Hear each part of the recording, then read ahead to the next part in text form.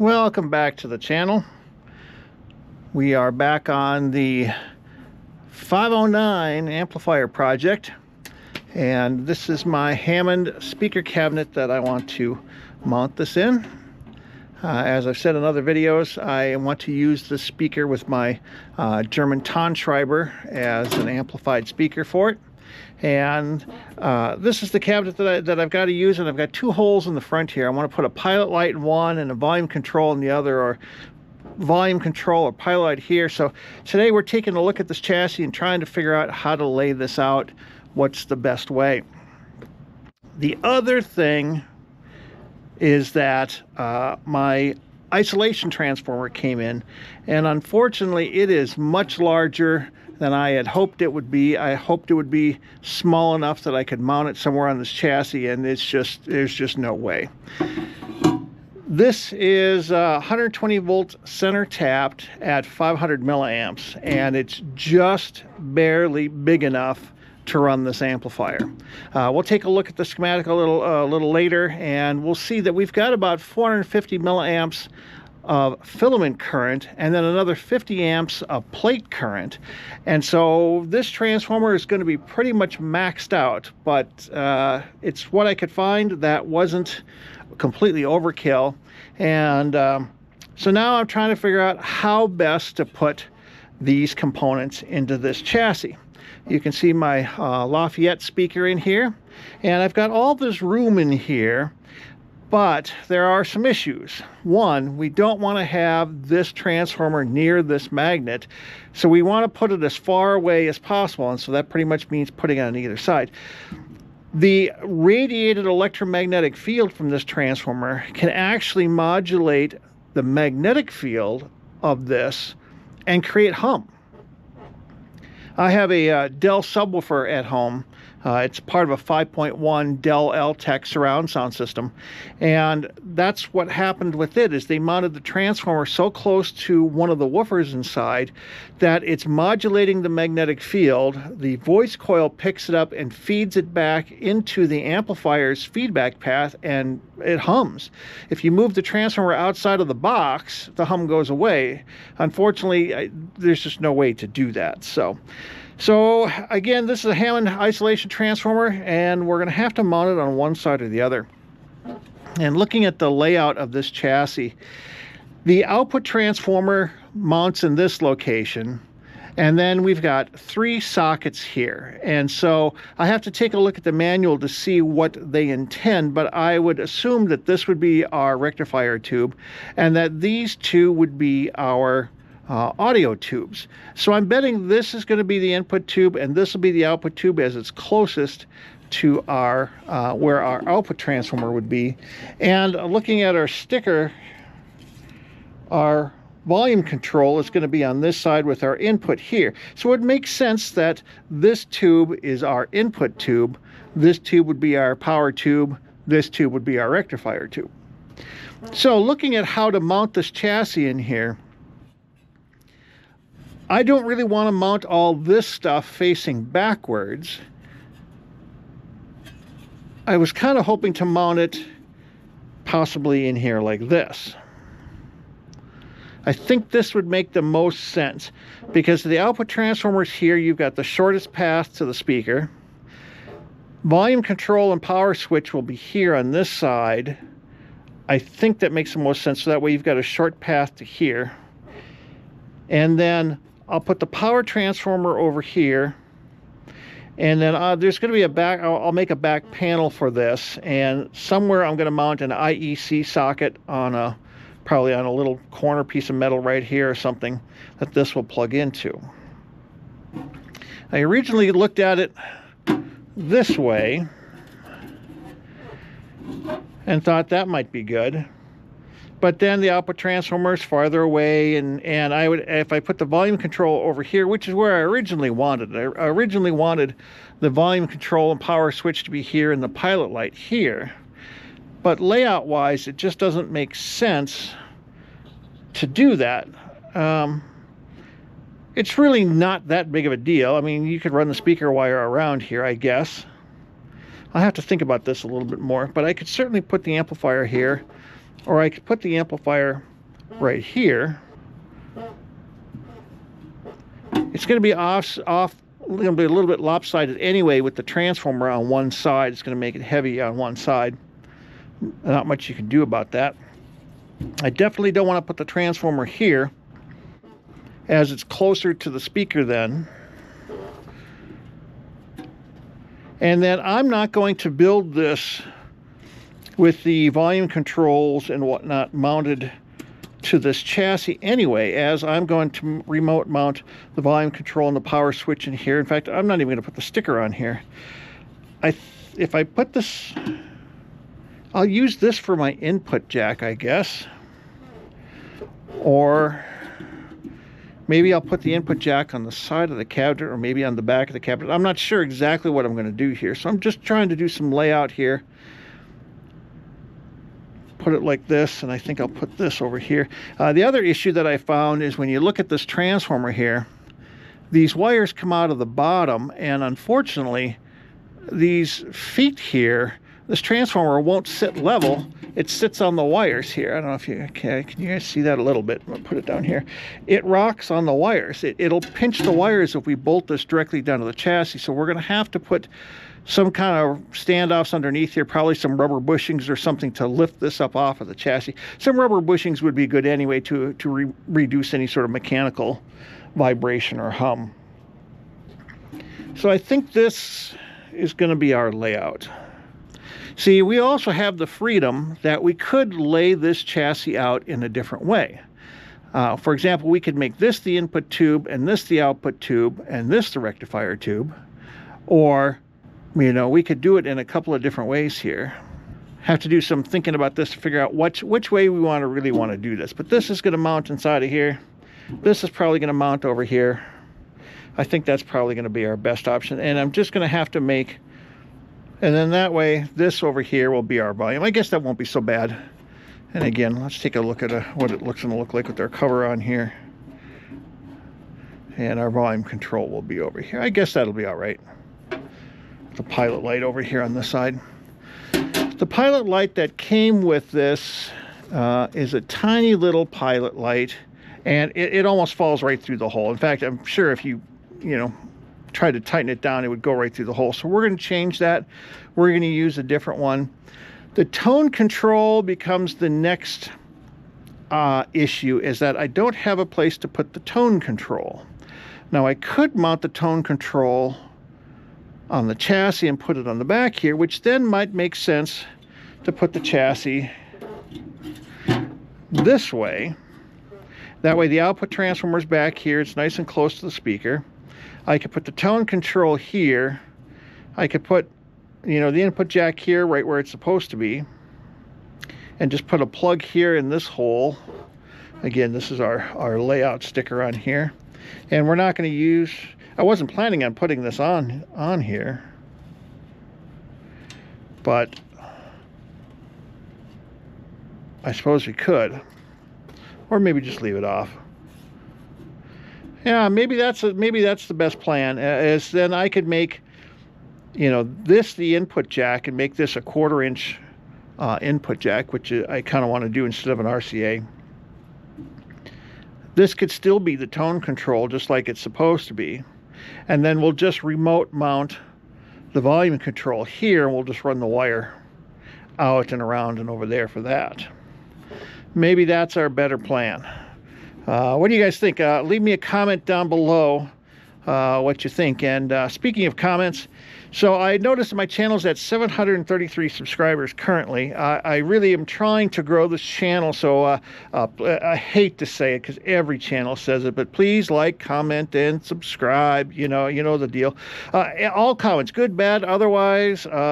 It all helps me grow the channel, because right now I'm not monetized. I don't get any money for doing this. I just do this for fun. But I really would like to collect a couple of bucks off of YouTube for doing these videos, So again, like, comment, and subscribe. Thank you. All right. Anyway, I think this is our plan. Tell me what you guys think of that. I'm going to start building this chassis here. I think this is going to be our layout. I'll put a bracket over here with an IEC. Yeah. All right. Okay.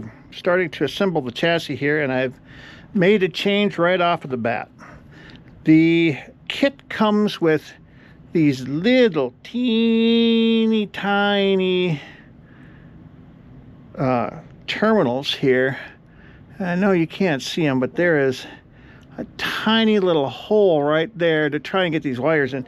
These are supposed to mount right here on this chassis right behind the output transformer, and they're just too small. You're never going to get a piece of wire in there. So I have these banana jacks that I've drilled out and mounted, so that way you can take a standard double banana plug. You can take a standard double banana plug and plug it in there, and you know, or use single banana plugs, and that should work just fine. So I made that change. The other change is there was only one hole drilled here for the output transformer wires to go through. And so I added a second hole here, and I've got this grommet assortment kit that I got off of Amazon, and have a nice little tiny rubber grommet here that I will add into this hole, so that way the wires on one side of the transformer, the output wires, can go through this hole and go directly to the jacks. The primary wires can go through this hole and go to the output tube. I forgot that there was a sticker that shows us our tube placement, and I don't know where the sticker is supposed to go. I guess it's supposed to go on the back here, but it goes like this, and so it shows us our output transformer here, it shows our rectifier tube here, our 12AV6 and our 50C5 output tube. So we're going to talk about 12AV6 a little bit later in the video also. A 12AV6 is one section of a 12AU6, I believe, and two diodes, and we're not using the two diodes in this application. If we use a 12AU6, it's the same amount of filament current, and we gain an extra triode section that we could use for, hey, distortion, or, you know, if you want to build this into a little practice amp, you could use it for, you know, tremolo or a reverb driver, or, you know, who knows what you could do with it. But we could change that tube if we wanted to. The only downside to it is the 12AV6 is a 7-pin socket, and a 12AU6 is a 6-pin socket, and so we would have to change that. You know, as a guitar amp, I don't know how useful this would be, because honestly, look at how tiny this transformer is. It's just, I highly doubt this thing is even a half a watt. I mean, you know, we're just over an inch square.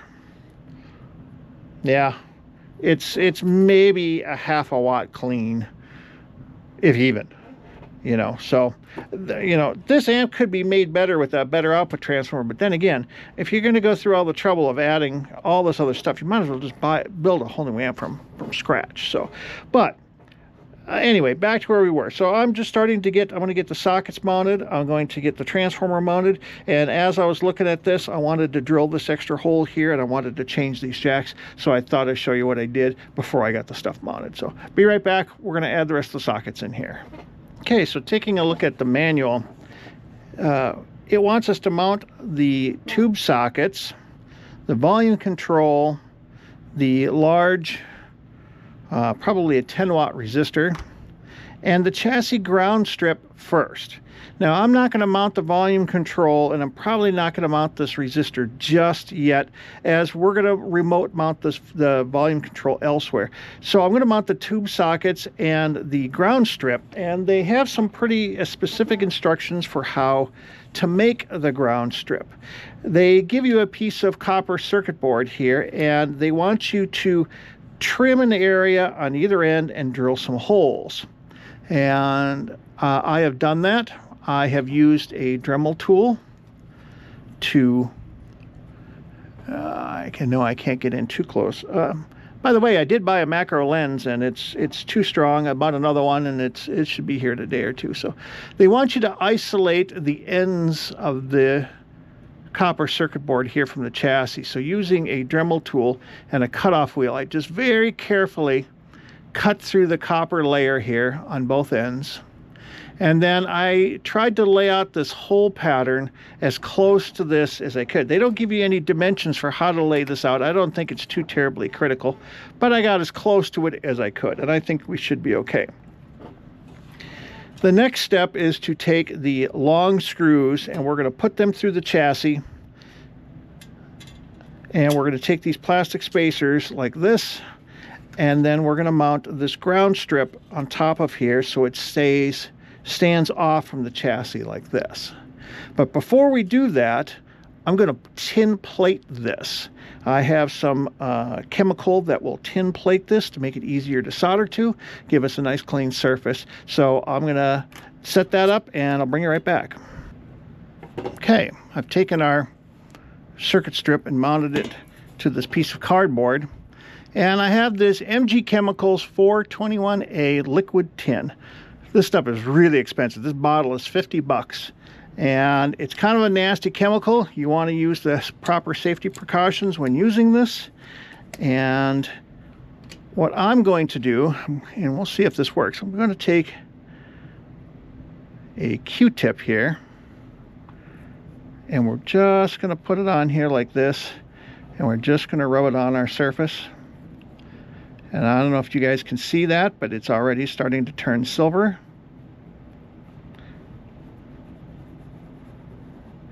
And it gives just a little bit of tin coating to our copper circuit board here. And you want to do this in a well-ventilated area. You don't want to breathe this stuff. And I'm just applying a small amount here. This will help keep the copper from oxidizing.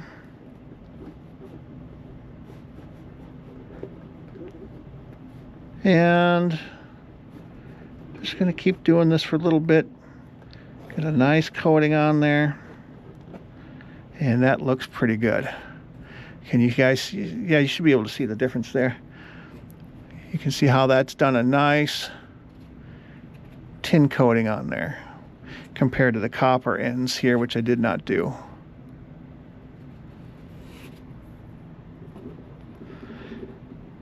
And we're going to do this process with the Ref 150 amp I'm working on also.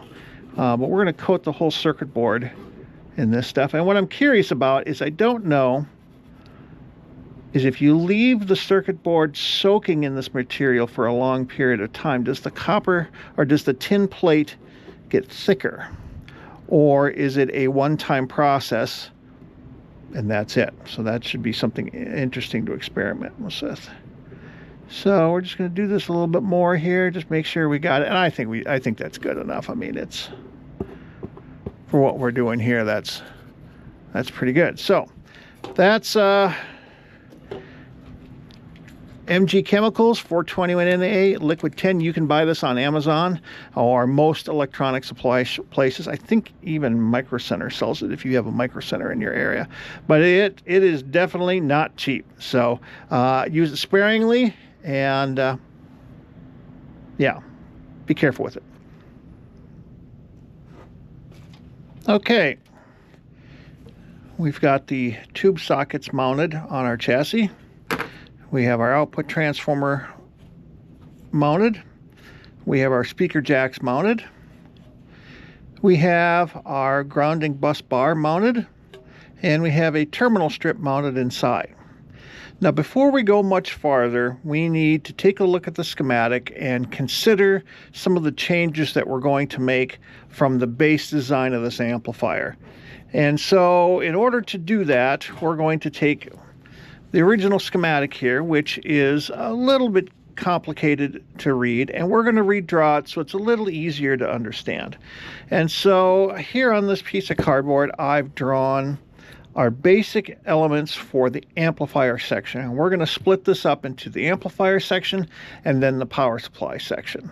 So in the amplifier section, we have our output tube, we have our output transformer, we have our input tube, we have our volume control, we have our input jack, and we have our ground bus bar.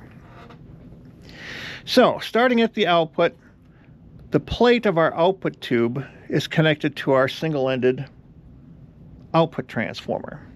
The other side of this is connected to our B+ supply. Our screen for our tube is connected to, let's call this the S supply.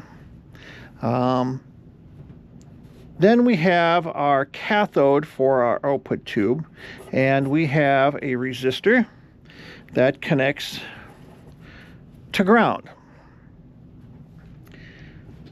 Our grid has a resistor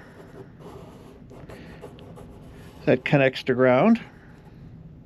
It also has a DC blocking capacitor that is connected to the plate of our output tube. So this tube also has a plate resistor, and this is connected to what we're going to call the C+ supply.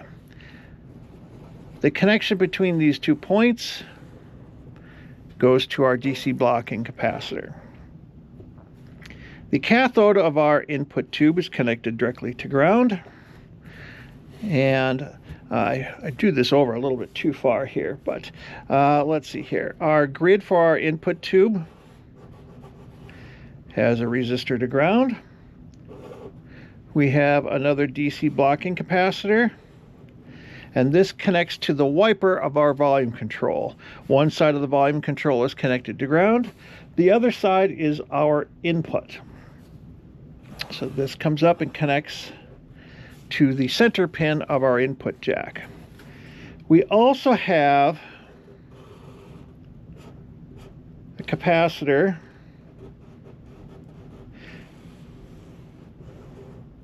oh, and that's right, this doesn't connect here. I screwed that up. This side is open. This is our tone control, and the wiper is connected to ground. Sorry about that. This is not connected. Hard to erase on cardboard. So this is our tone control. So this is a shunting type tone control. So when you connect this all the way up, when you turn the potentiometer all the way up this way, this capacitor is connected directly across the input to ground and shunts the high frequencies to ground. When you've added the resistance in there, the capacitor has less of an effect, and you have nearly full input. Okay, so this is our basic amplifier section. Oh, I guess this is our speaker jacks here and our speaker here, which we would connect here, you know, obviously. So now the other thing that we need to do is, because we're making a change to this, we want to ground one side of our output transformer. So we'll connect that to our ground path here. Now, for our power supply, we have our rectifier tube, and we have our isolation transformer, and we're going to make some changes here. This is where our biggest change is going to be. With this existing schematic, they have one side of the AC line connected directly to the ground path. And even though this ground path is isolated, there is a capacitor here, and if this capacitor were to short, then it would connect directly to the chassis. I should say. Still, not a safe design. It really should have an isolating transformer on the input, which that's what we're going to do here. So we have our half-wave rectifier tube that on the existing schematic connects to a surge resistor, and this is both our S+ supply and our C+ supply, and we have a capacitor here that connects to ground.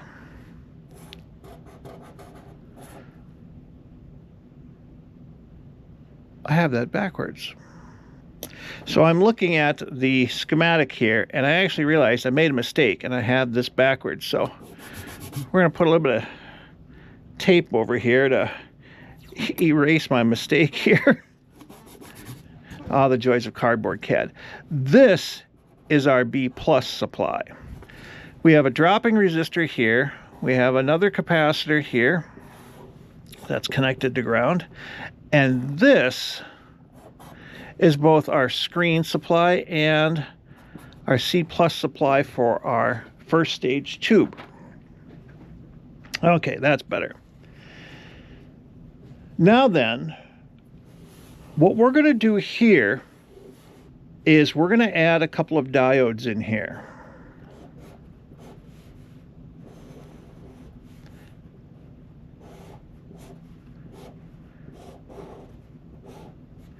And because these are solid-state diodes, we can add a much larger capacitor to ground here.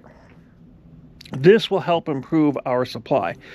We're going to keep this rectifier tube here, even though we don't really need it. We need the drop of the filament voltage that this tube has, and we want to keep the look of it in there as well. So we're going to keep this tube in there as well. We're going to take the center tap of our transformer, and we're going to connect it to ground. And we're going to take one side of our transformer, and we're going to connect it to that diode, and we're going to take another side of our transformer, and we're going to connect it to that diode. We're also going to connect two spots here for our filaments.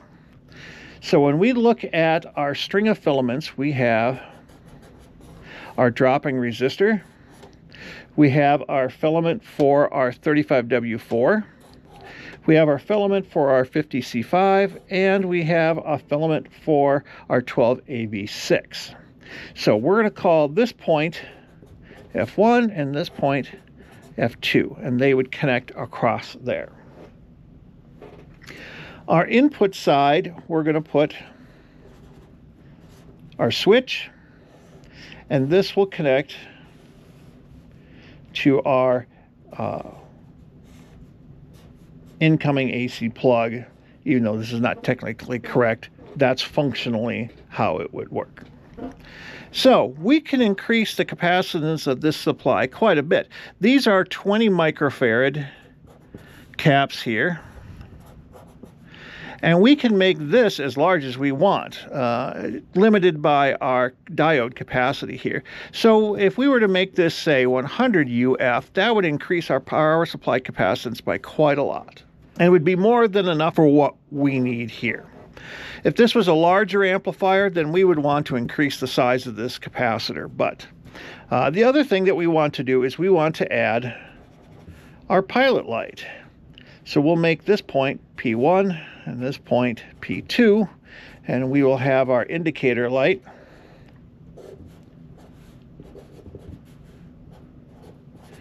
on the primary side of our transformer.